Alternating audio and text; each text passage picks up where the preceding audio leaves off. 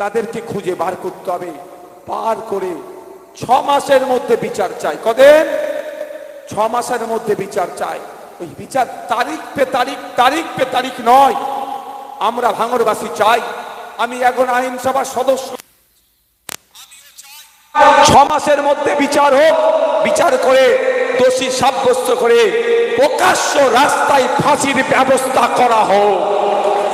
কারণ যারা আমার দেশের মধ্যে অস্থিরতা তৈরি করতে চাইছে, যারা আমাদের দেশের নাগরিককে খুন করছে, যারা আমাদের দেশের নাগরিককে আতঙ্কিত করছে, তাদেরকে আমরা জেলের ভাত খাওয়াতে চাই না, তাদেরকে ফাঁসিতে চড়ান এই দাবি আমরা তুলছি।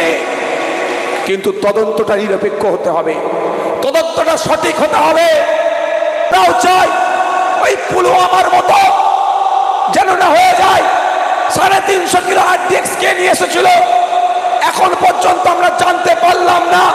2019 সালের ঘটনা, 2025 এখনো পর্যন্ত তারা বিচার হলো না।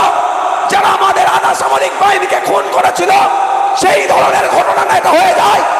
আমরা চাই এই ঘটনার 6 মাসের মধ্যে ওদের বিচার হোক।